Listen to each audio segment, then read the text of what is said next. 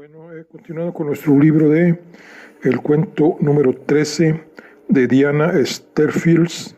Vamos a continuar con el capítulo número 4. La llegada. Salí de casa un día de invierno como cualquier otro, y durante kilómetros mi tren viajó bajo un cielo blanco y translúcido. Después cambié de tren y las nubes se agruparon. A medida que avanzaba hacia el norte, se iba tornando más cargadas y oscuras, cada vez más hinchadas. Esperaba oír en cualquier momento el primer repiqueteo de gotas en el cristal, pero no llovió. En Harrogate, el chofer de la señorita Winter, un hombre moreno con barba, no tenía ningunas ganas de darme conversación. Me alegré, pues su silencio me permitió estudiar el paisaje totalmente nuevo para mí, que se desplegó ante mis ojos en cuanto dejamos atrás la ciudad. Nunca había estado en el norte. Mis investigaciones me habían llevado a Londres y en una o dos ocasiones había cruzado el Canal de la Mancha para visitar bibliotecas y archivos de París. Conocía el condado de Yorkshire exclusivamente por las novelas que para colmo eran de otro siglo.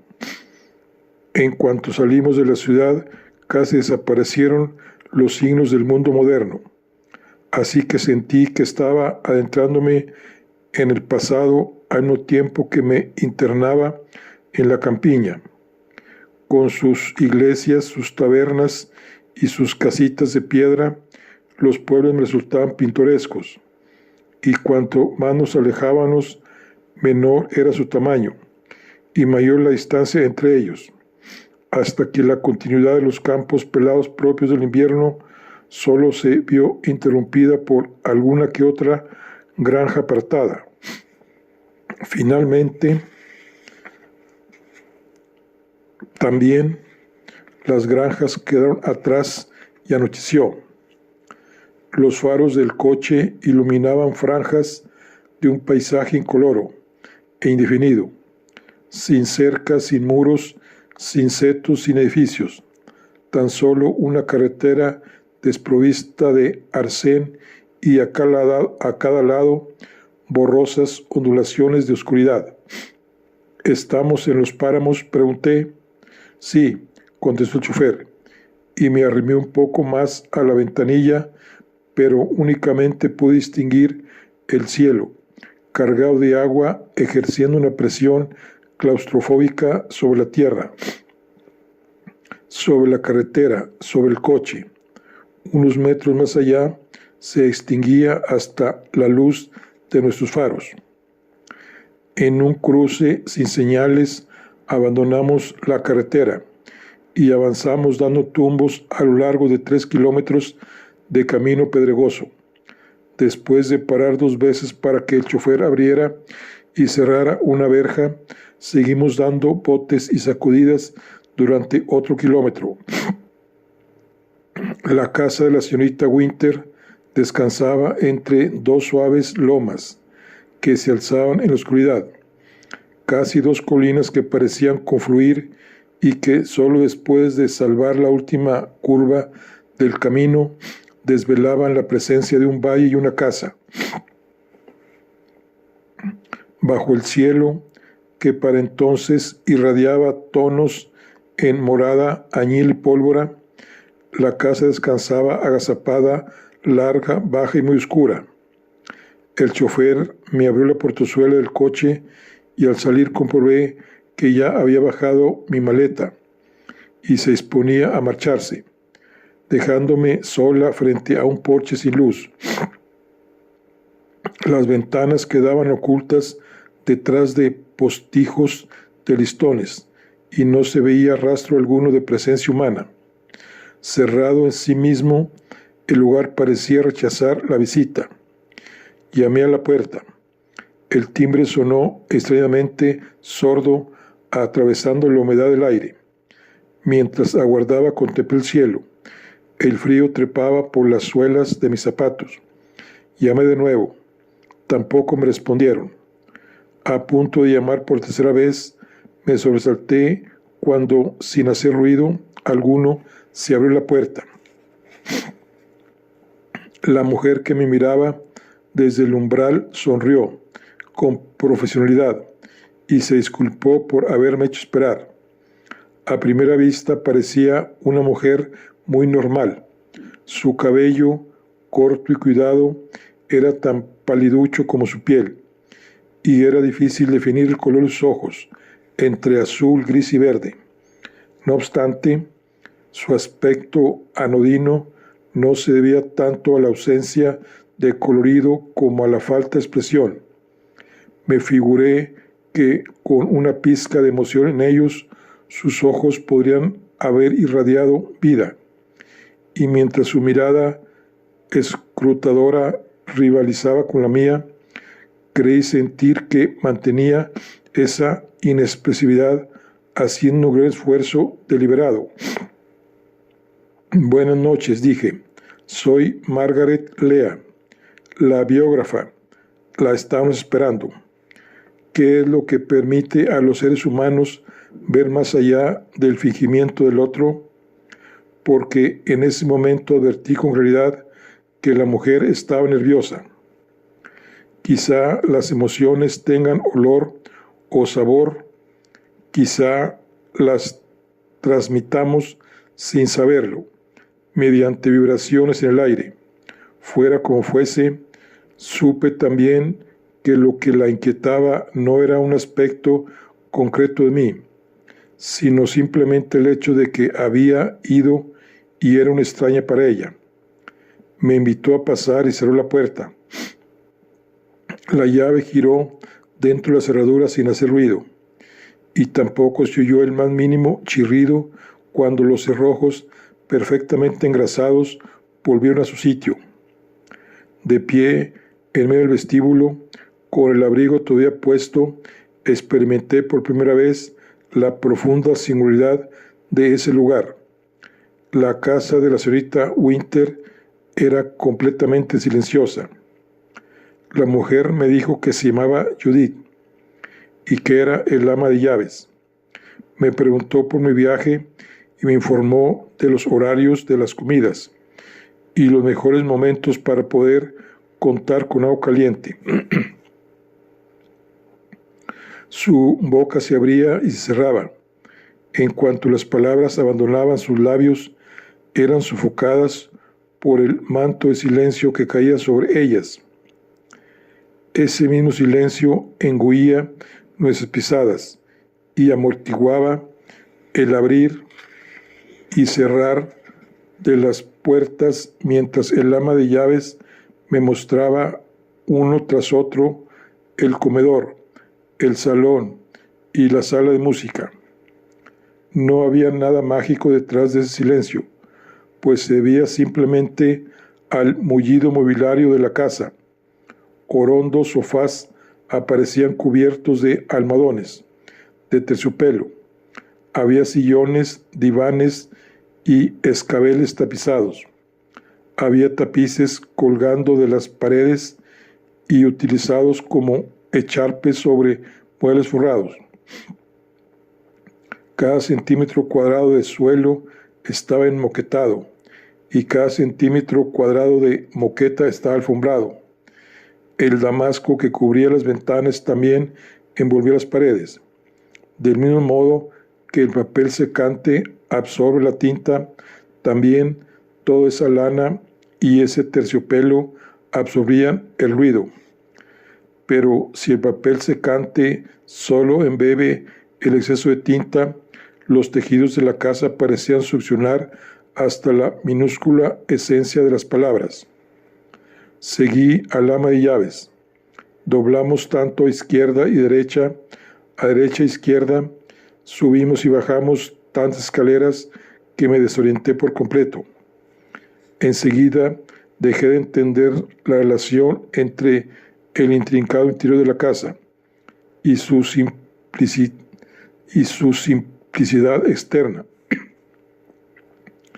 Supuse que el edificio había sido reformado en distintas ocasiones, añadiendo estancias por aquí y por allá. Probablemente nos hallábamos en un ala o una extensión invisible desde la fachada. Ya se acostumbrará, articuló el ama de llaves sin que apenas se la oyera al verme la cara, y la entendí como si yo supiera leer los labios. Finalmente dejamos atrás un pequeño rellano y nos detuvimos. La mujer abrió una puerta que daba a una sala de estar de la que salían otras 3 puertas. El cuarto de baño, dijo abriendo una, el dormitorio, abriendo otra, y el estudio.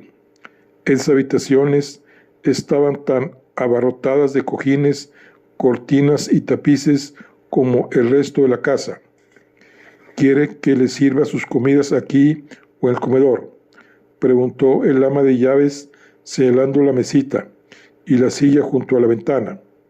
Yo ignoraba si las comidas en el comedor significaban comer con la anfitriona, y, dudosa de mi posición en la casa, ¿era una invitada o una empleada?, vacilé, preguntándome qué sería más cortés. Al adivinar la causa de mi titubeo, el ama de llaves añadió con esfuerzo, como si tuviera que superar su acostumbrada reserva: la señorita Winter siempre come sola. En ese caso, si a usted no le importa, comeré aquí. Ahora mismo le traigo sopa y unos sándwiches. Después del viaje en tren, debe de estar hambrienta. Aquí encontrará todo lo necesario para prepararse té y café. Abrió un armario situado en un rincón del dormitorio para mostrarme un hervidor de agua y demás accesorios para preparar bebidas. Había incluso una pequeña nevera. Le hará tener que andar bajando y subiendo de la cocina, añadió, y quería advertir que, a modo de disculpa por no quedarme en su cocina, sonrió algo avergonzada. Me dejó sola para que deshiciera el equipaje.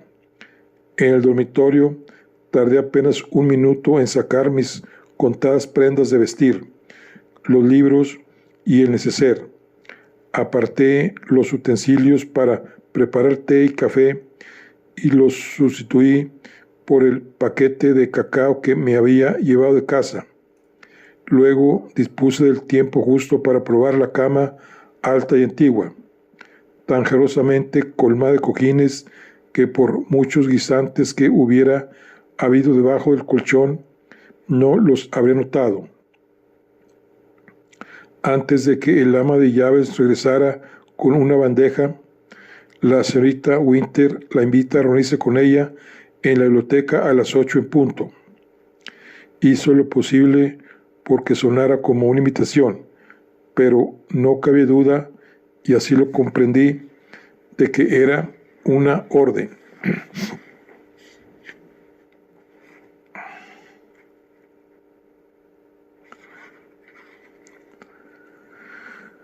Capítulo 5. El encuentro. No sé si encontré la biblioteca por suerte o por casualidad, pero el caso es que llegué 20 minutos antes de la hora a la que se me había citado. No me importó.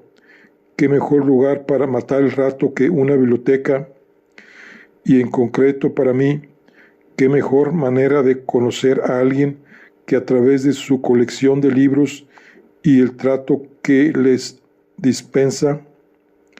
Lo primero que me sorprendió al ver la habitación en su conjunto fue lo notablemente diferente que era con respecto al resto de la casa. En las demás estancias se apiñaban los restos de palabras ahogadas.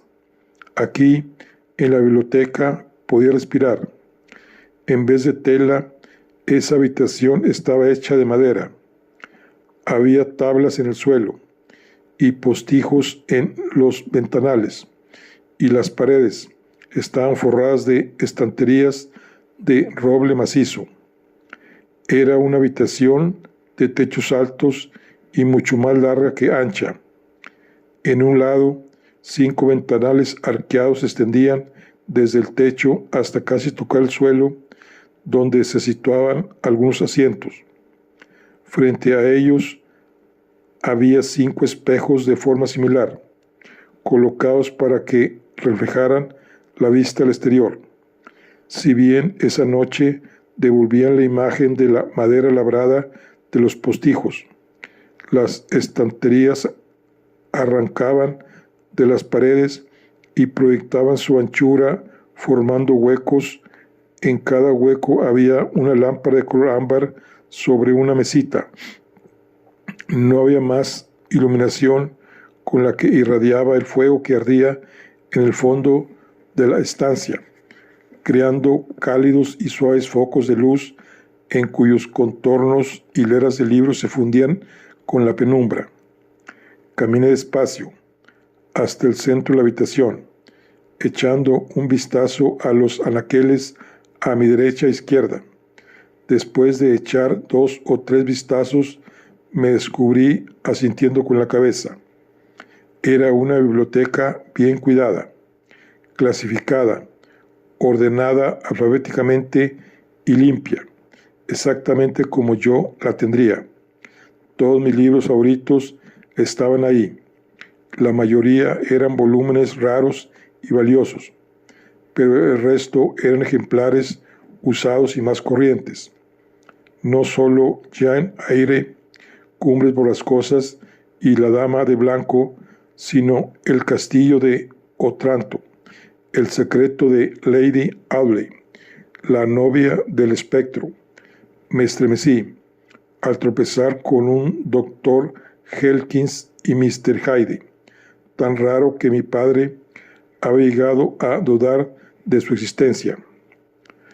Admirando la extrema colección de libros que cubría los estantes de la señorita Winter, avancé hacia la chimenea, situada en el fondo de la sala. El último tramo de la derecha, unos estantes en concreto, me llamó la atención, a pesar de hallarme a cierta distancia de ellos. En lugar de las rayas tenues y predominantemente marrones de los lomos de los libros más antiguos, esa columna exhibía los azules plateados, los verdes salvia y los beige rosados de décadas más recientes.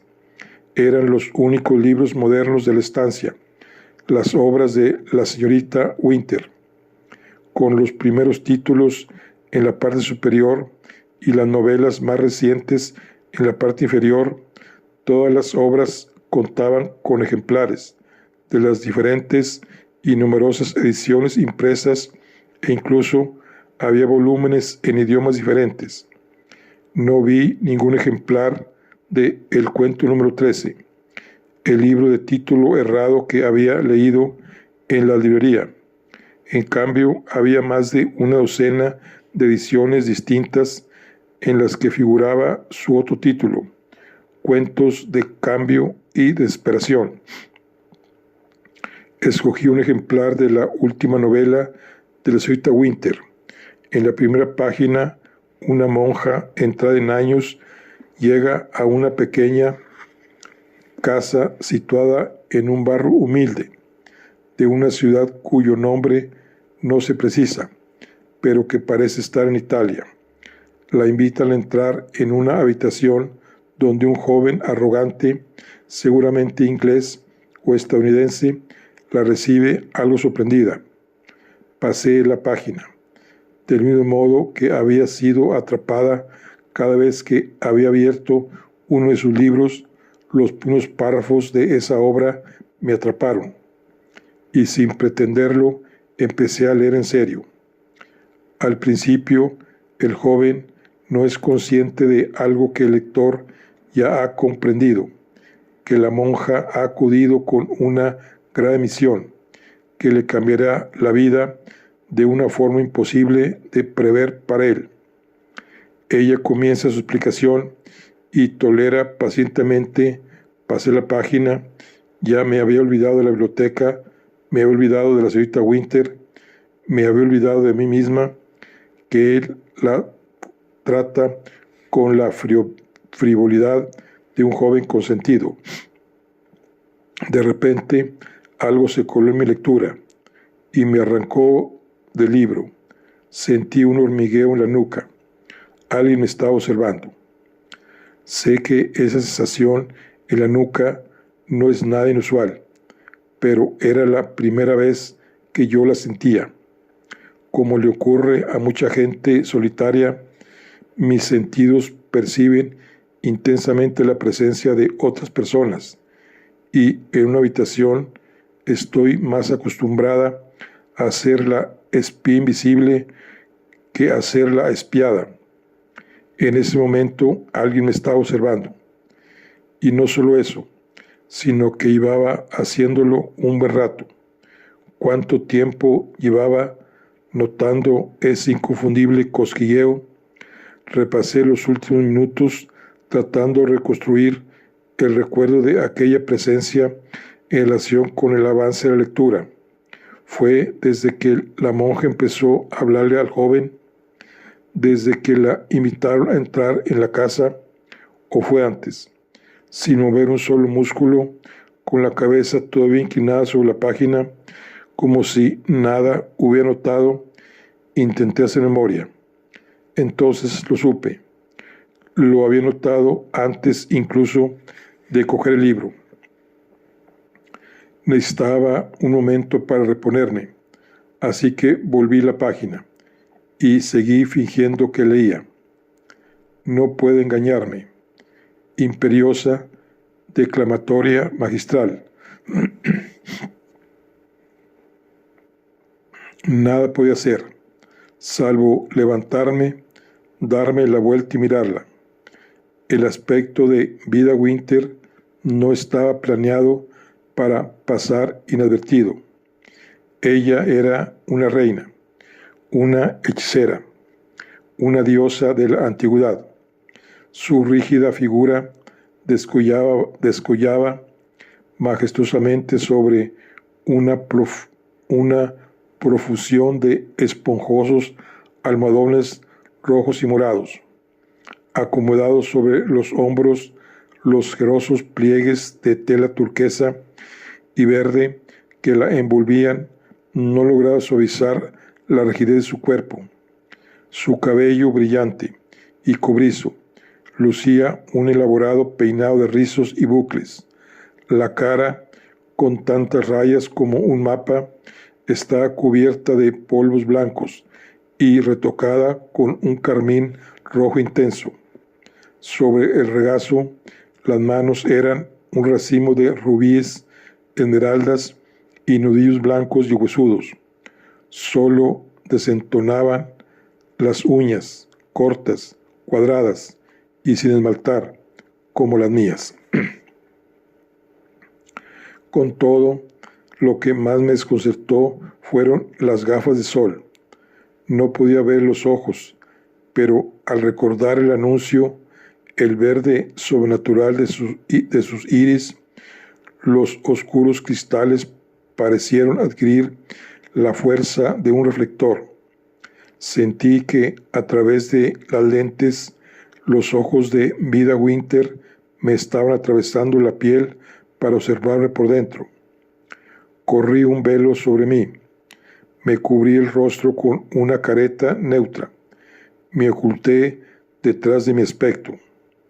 Creo que durante un instante la señorita Winter se sorprendió de que yo no fuera transparente, de no poder ver con claridad a través de mí, pero se repuso deprisa, más deprisa de lo que yo me había repuesto. Muy bien, dijo con aspereza, esbozando una sonrisa no tanto dirigida a mí como a ella misma. Al grano. En su carta da a entender que tiene sus reservas en cuanto al encargo que le estoy ofreciendo. Bueno, sí, es decir, continuó hablando como si no hubiera advertido la interrupción. Podría proponerle un incremento de su salario mensual y de la cantidad final. Me humedecí los labios, en búsqueda de las palabras adecuadas. Antes de siquiera poder hablar, las gafas oscuras de la señorita Winter ya habían subido y bajado, absorbiendo mi lacio flequillo castaño, mi falda recta y mi Rebeca azul marino. Después de dirigirme una sonrisa leve y compasiva, pasó por alto mi intención de hablar.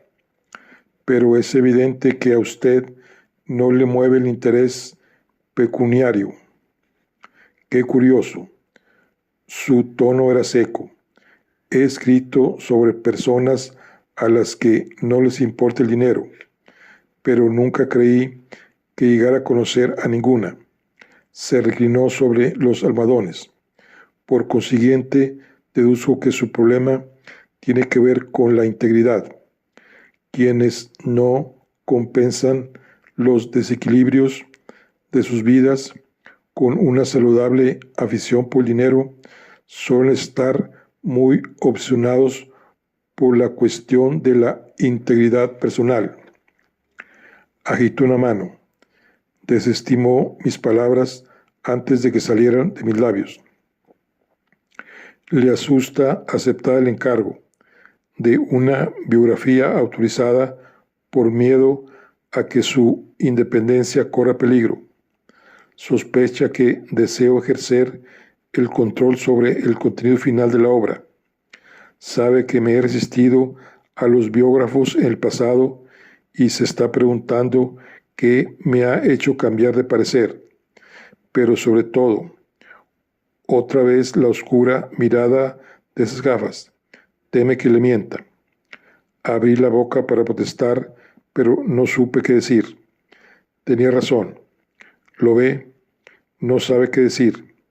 Le avergüenza acusarme de querer mentirle. No es nada agradable acusar unos a otros de mentirosos.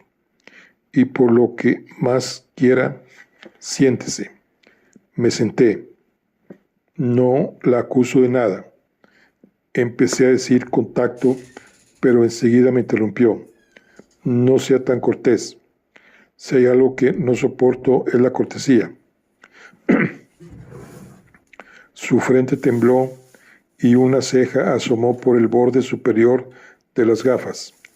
Una curva negra y firme que no guardaba parecido alguno con una ceja natural. La cortesía. He ahí la más triste virtud del hombre donde las haya. Me gustaría saber qué tiene de admirable ser inofensivo. Después de todo, es fácil. No se necesita ningún talento especial para ser cortés. Todo lo contrario. Lo único que se queda cuando has fracasado en todo es ser amable. A las personas ambiciosas les trae sin cuidado lo que otras piensan de ellas. Dudo mucho de que Wagner no pudiera conciliar el sueño porque le preocupara haber herido los sentimientos de nadie.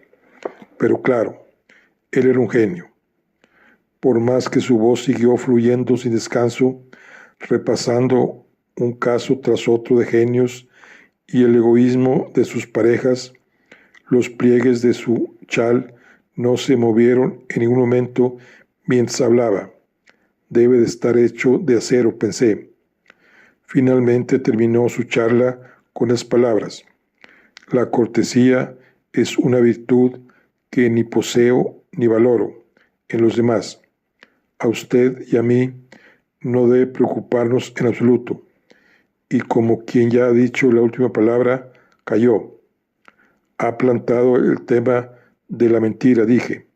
Quizá eso sí deba preocuparnos. ¿En qué sentido? A través de los oscuros cristales podía vislumbrar los movimientos de las pestañas de la señorita Winter.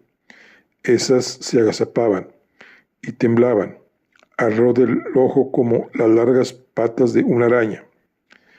En los últimos 2 años ha dado a los periodistas 19 versiones diferentes sobre su vida, y esas son solo las que encontré en una búsqueda apresurada, pero debe de haber muchas más, probablemente centenares. Se encogió de hombros. Es mi profesión. Soy narradora y yo soy biógrafa. Trabajo con hechos reales. La señorita Winter asintió con la cabeza y sus tiesos bucles se movieron a una. ¡Qué aburrido! Yo no podría haber sido biógrafa. ¿No cree que la verdad se puede contar mucho mejor con un relato, con los relatos que le ha contado al mundo hasta ahora? No. La señorita Winter cedió asintiendo con la cabeza. Señorita Lea, comenzó con una voz más pausada. Tenía mis razones para crear una cortina de humo en torno a mi pasado, pero le aseguro que esas razones ya no son válidas. ¿Qué razones? La vida es el abono. Parpadeé. Sé que mis palabras le extrañan, pero es así. Toda mi vida y todas mis experiencias, las cosas que me han sucedido, la gente que he conocido, todos mis recuerdos, sueños y fantasías, cuando he leído todo eso, ha sido arrojado al montón de abono, que con el tiempo se ha ido descomponiendo hasta convertirse en un humus orgánico, oscuro y fértil. El proceso de descomposición celular vuelve todo irreconocible. Otros lo llaman imaginación. Yo lo veo como un montón de abono. Cada cierto tiempo tomo una idea, la planto en el abono y espero. La idea se alimenta de esa materia negra que en otros tiempos fue una vida, absorbe su energía, germina, echa raíces, produce brotes, y así hasta que un día tengo un relato o una novela. Asentí, dándole mi aprobación a la analogía. Los lectores, prosiguió la señorita Winter, son ingenuos. Creen que todo lo que se escribe es autobiográfico, y lo es, pero no como ellos creen. La vida del escritor necesita tiempo para descomponerse antes de que pueda ser utilizada para alimentar una obra de ficción. Hay que dejar que se pudra. Por eso no podía tener a periodistas y biógrafos hurgando en el pasado, recuperando retazos y fragmentos, conservándolos mediante sus palabras. Para escribir mis libros necesitaba dejar tranquilo mi pasado, a fin de dejar que el tiempo hiciera su trabajo. Después de mediar su respuesta, le pregunté, ¿y qué ha sucedido para que ahora desee cambiar las cosas? Ya soy vieja, estoy enferma. Una de esos dos hechos, biógrafa, ¿y qué obtiene? El final de la historia, creo yo. Me mordí el labio. ¿Y por qué no escribe usted el libro? Le he ido dejando y ya es demasiado tarde. Además, ¿quién iba a creerme? Ya he gritado que viene el lobo demasiadas veces. ¿Tiene intención de contarme la verdad?, pregunté.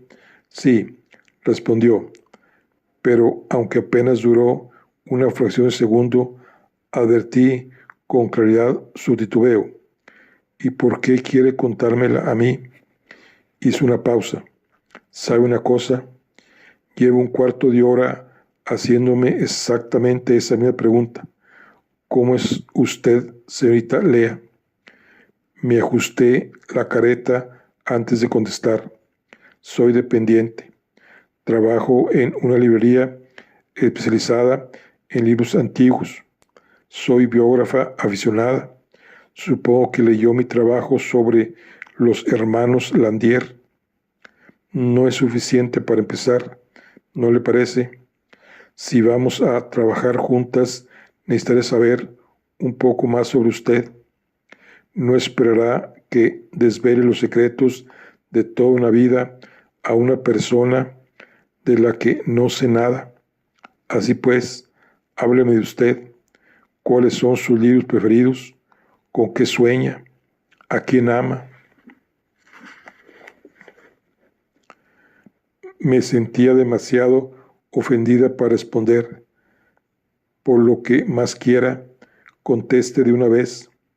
Debo tener a una extraña viviendo bajo mi techo, a una extraña trabajando para mí. No me parece razonable. Dígame una cosa. ¿Cree en los fantasmas? Dominada por algo más fuerte que la razón, me levanté. ¿Qué hace? ¿A dónde va? Espere.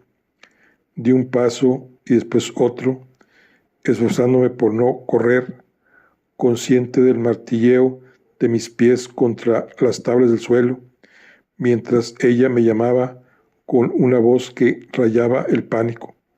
Vuelva, gritó. Voy a contar una historia maravillosa. Seguí andando. Érase una vez una casa habitada por fantasmas. Llegué hasta la puerta, mis dedos se aferraron al pomo.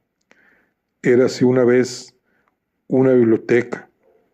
Abrí la puerta y me dispuse a cruzar hacia el vacío cuando, con la voz enronquecida por algún temor, la señorita Winter lanzó las palabras que lograron detenerme en seco.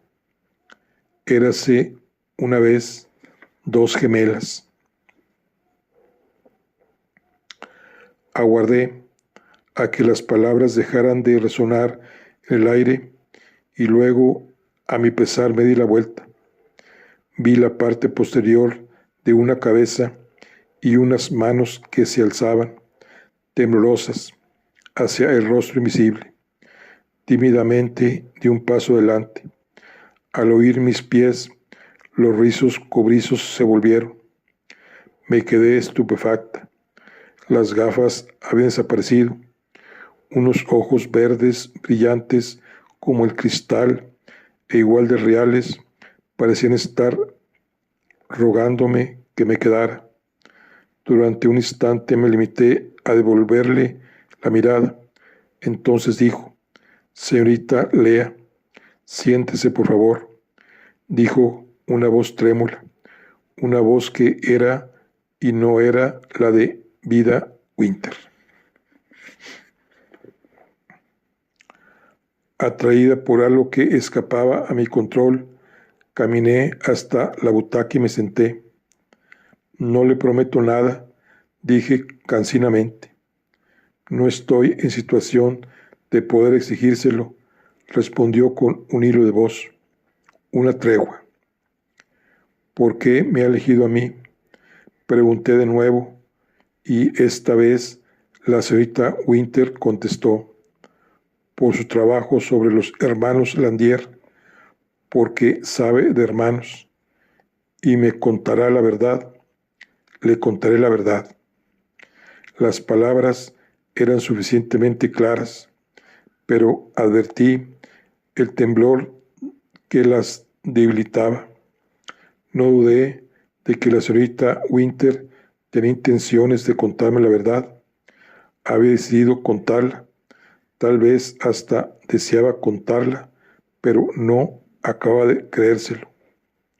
Su promesa de sinceridad había sido pronunciada tanto para convencerse a sí misma como para persuadirme a mí, y ella había escuchado su falta de convicción en el fondo de esa promesa con la misma claridad que yo. De modo que le hice una pregunta. Le preguntaré 3 cosas de las que hay constancia escrita. Cuando me vaya de aquí, podré comprobar lo que me ha contado. Si descubro que me ha dicho la verdad, aceptaré el trabajo. A. La regla de 3, el número mágico. 3 pruebas antes de que el príncipe obtenga la mano de la bella princesa. 3 deseos concedidos al pescador por el pez mágico que habla. 3 osos para racitos de oro y las 3 cabras de Billy Groves. Señorita Lea, si me hubiera propuesto 2 preguntas o 4, habría sido capaz de mentir, pero habiendo dicho 3, deslicé el lápiz por la espiral de mi libreta y la abrí.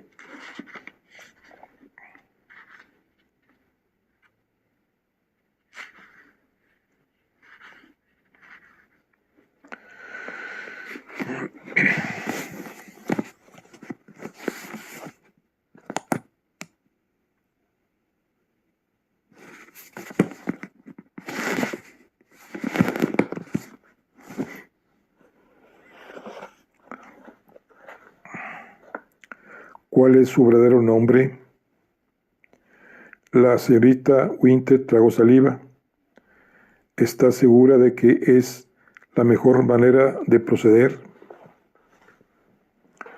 Podría contarle una historia de fantasmas, bastante buena, por cierto, aunque no esté bien que sea yo quien lo diga. Probablemente sea una mejor forma de llegar al fondo de las cosas. Negué con la cabeza. Dígame su nombre. El batiburrillo de nudillos y rubíes se agitó en su regazo. Las piedras centellaron con la luz del fuego.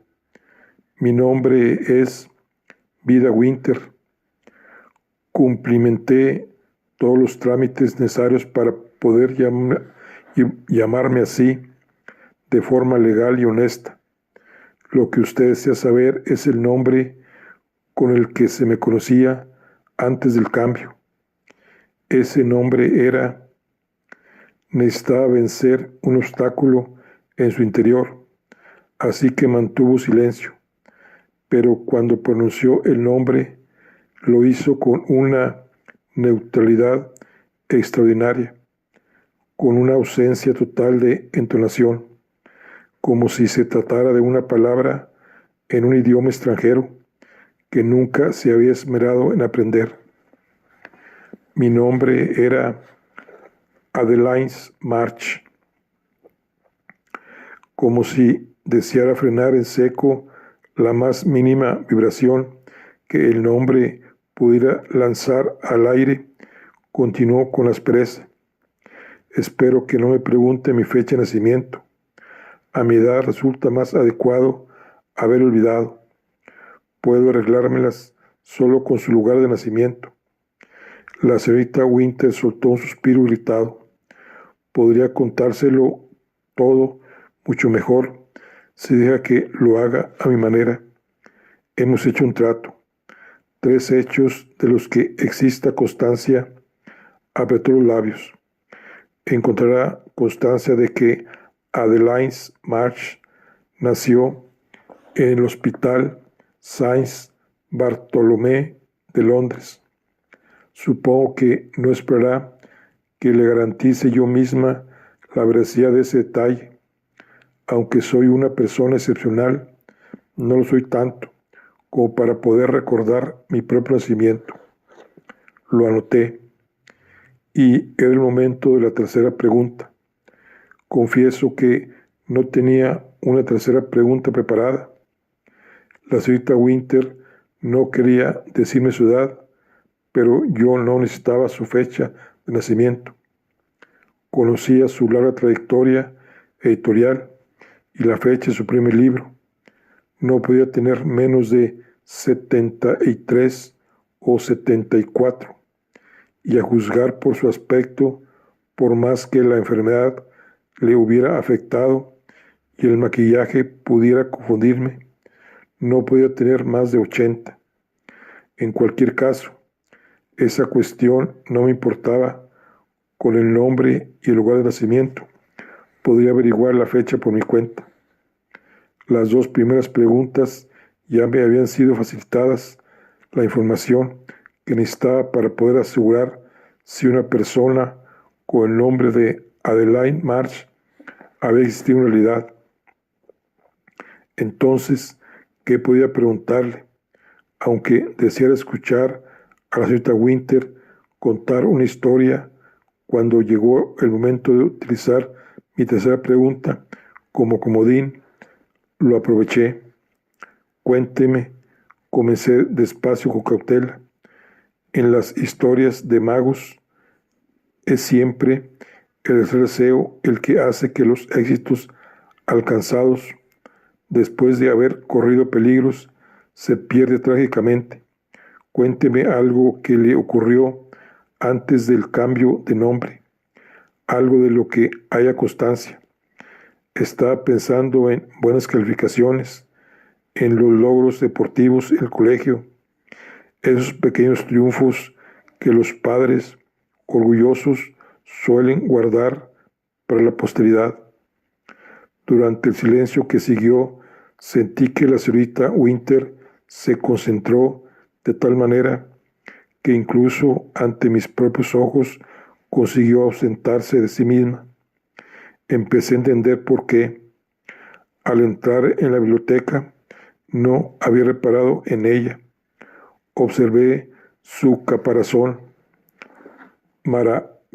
Maravilla ante la imposibilidad de saber qué estaba pasando bajo la superficie.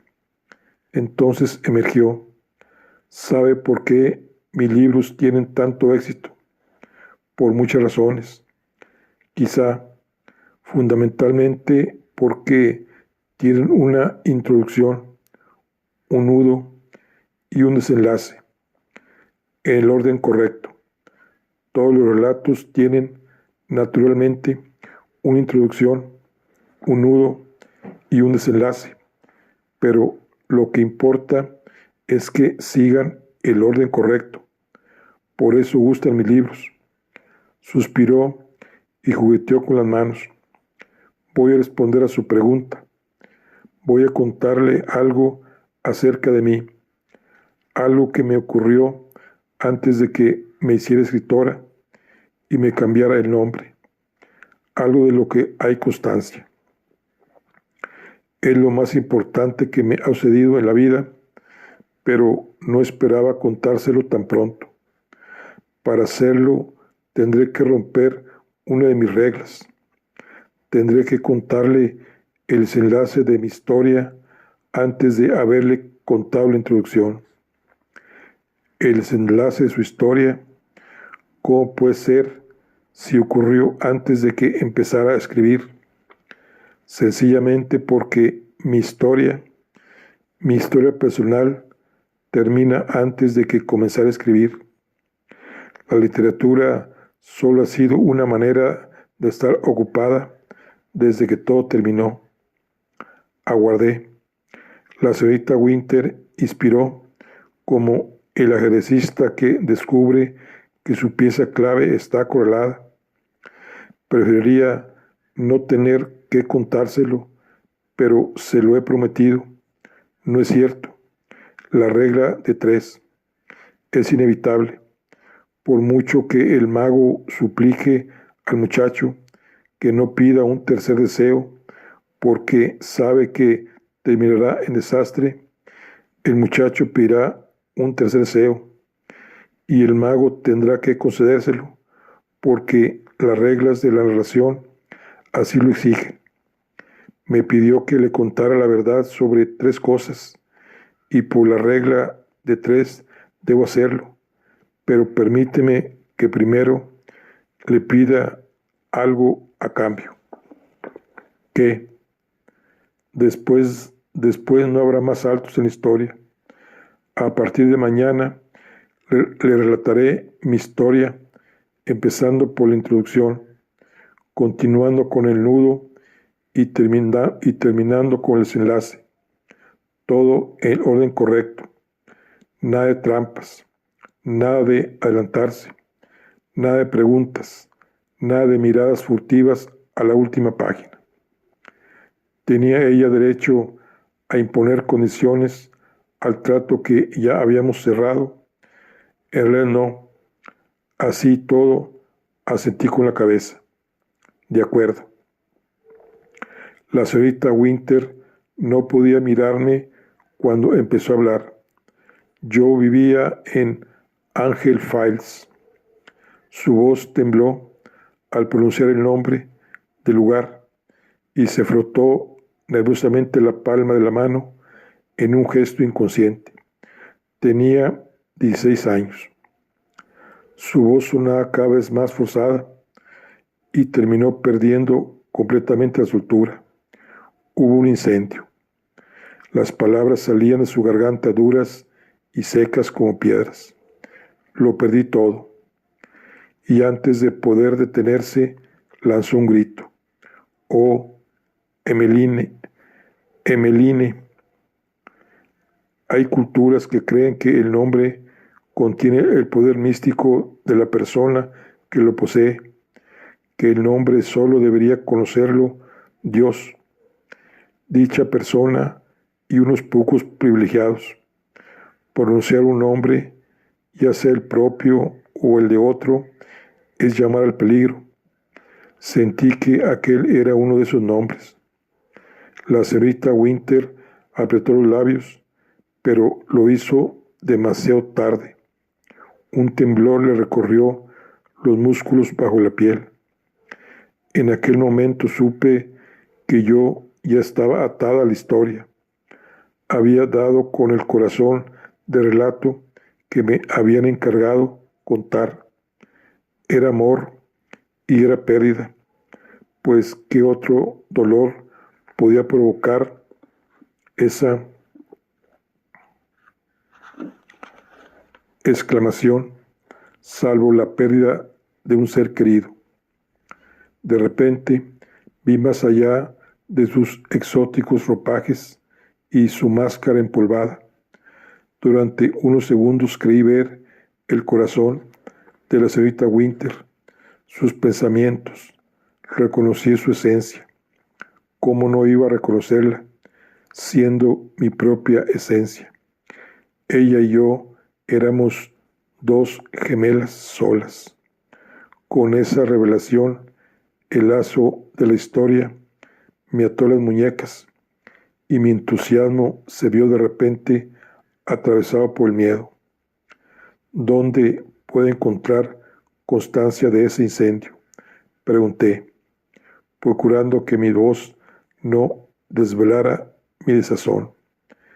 En el periódico local, el Banbury Herald. Asentí con la cabeza. Anoté la información en mi libreta y la cerré, aunque hay otra prueba que puedo enseñarle ahora. Enarqué una ceja. Acérquese. Me levanté y di un paso al frente, reduciendo a la mitad la distancia que nos había separado hasta entonces. La señorita Winter levantó lentamente el brazo derecho y me tendió un puño cubierto en sus 3/4 partes por piedras preciosas, con engarces que semejaban garras. Con un movimiento que parecía exigirle un gran esfuerzo, giró la mano y la abrió, como si ocultara en ella un regalo sorpresa y se dispusiera a ofrecérmelo. Pero dentro no había ningún regalo. La sorpresa era la propia mano. Su palma no se parecía en absoluto a ninguna otra.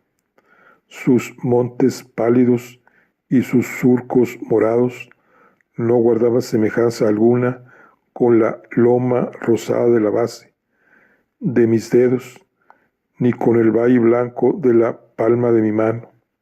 Fundida por el fuego, su carne había terminado configurando un paisaje irreconocible, como un escenario alterado para siempre por el paso de una torrente de lava. El tejido cicatrizado había encogido los dedos, de manera que en lugar de abiertos estaban contraídos en una garra. En el centro de la palma, entre decenas de pequeñas cicatrices y quemaduras, había una marca grotesca. Era tan profunda que con una repentina sensación de náusea me pregunté qué había sido del hueso que hubiera debido estar ahí. Eso explicaba el extraño ángulo de su muñeca, la forma en que parecía colgar inerte el brazo. La marca consistía en un círculo incrustado en la palma del que partía en dirección el pulgar una línea corta. La cicatriz tenía más o menos la forma de Q, pero en aquel momento, conmocionada por la inesperada y dolorosa revelación, no caí en la cuenta, pues me perturbó tanto como me habría inquietado la aparición de un texto en inglés, de un símbolo desconocido, de una lengua olvidada e ilegible. Me embargó un vértigo repentino y eché el brazo hacia atrás buscando mi butaca. Lo lamento, le oí decir. Nos acostumbramos tanto a nuestros propios horrores que olvidamos el efecto que pueden tener en otras personas. Tomé asiento y poco a poco recuperé la visión. La señorita Winter cerró los dedos sobre la palma abierta, giró la muñeca y devolvió a su regazo el puño cargado de pedrería. En un gesto protector, lo rodeó con los dedos de la otra mano. Es una pena que no quisiera escuchar mi historia de fantasmas, señorita Lea. La escucharé en otra ocasión. Nuestra entrevista había terminado. Mientras regresaba a mis dependencias, pensé en la carta que la señorita Winter me había enviado con esa letra tirante y esmerada, distinta a todas las que había leído hasta entonces. Había atribuido esa caligrafía a una enfermedad, artritis tal vez. Ahora estaba claro. Desde su primer libro y a lo largo de toda su carrera, la señorita Winter había escrito sus obras maestras con la mano izquierda.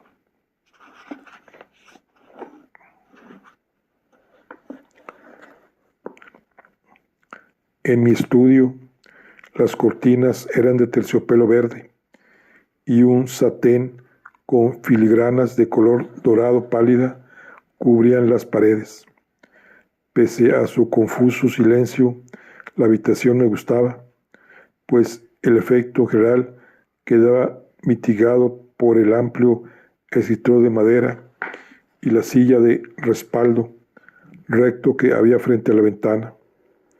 Encendí la lámpara del escritorio y extendí los pliegues de papel que había llevado conmigo y mis 12 lápices por estrenar, columnas rojas y romas, justo el material con el que me gusta empezar un proyecto nuevo. Lo último que saqué de la bolsa fue el sacapuntas. Lo atornillé como un torno al borde del escritorio y coloqué la papelera exactamente debajo de él. Movida por un impulso, me subí al escritorio y alargué un brazo por detrás de la recargada cenefa hasta alcanzar la barra de las cortinas. Mis dedos buscaron a tientas al borde de las cortinas y los ganchos que las sujetaban. Esta tarea exigía contar con más de una persona. Las cortinas caían hasta el suelo, tenían doble forro y su peso acomodado sobre mis hombros era aplastante, pero en unos minutos ya había doblado y metido en un armario las cortinas. Me detuve en medio de la habitación y contemplé el resultado de mi esfuerzo. La ventana era una vasta extensión de cristal oscuro y en el centro mi fantasma, con su oscura transparencia, me estaba mirando. Su mundo no se diferenciaba del mío. El contorno claro de un escritorio al otro lado del cristal y detrás un muy sillón con botones incrustados, colocado en el círculo de luz que proyectaba una lámpara de pie. Pero mi silla era roja y la suya era gris. Mi silla descansaba sobre una alfombra india rodeada de paredes de luz dorada. La suya flotaba espectralmente en un plano oscuro, indefinido e interminable, donde formas vagas como olas parecían moverse y respirar. Juntas emprendimos el pequeño ritual de preparar nuestros escritorios. Dividimos los pliegues de papel en montones más pequeños y pasamos las hojas para airarlas y separarlas. Uno a uno sacamos punta a nuestros lápices, girando la manivela y observando las largas virutas rizarse y prolongarse hasta caer en la papelera que tenían justo debajo.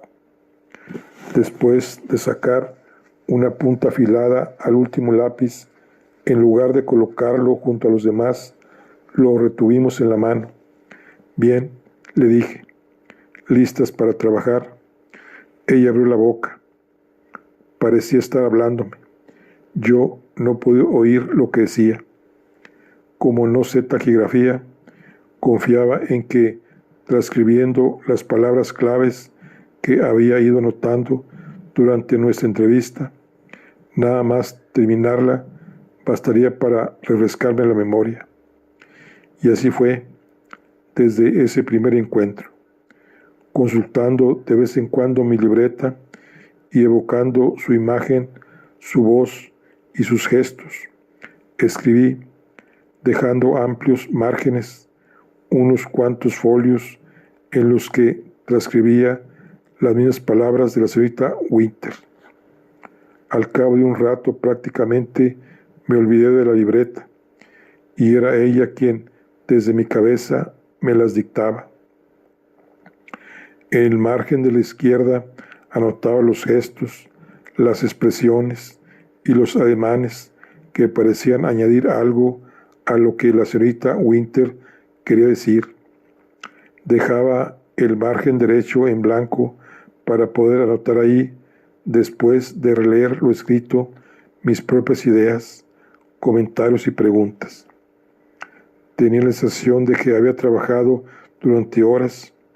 Salí del estudio para prepararme una taza de chocolate, pero el tiempo parecía detenerse, sin alterar en absoluto el curso de mi recreación.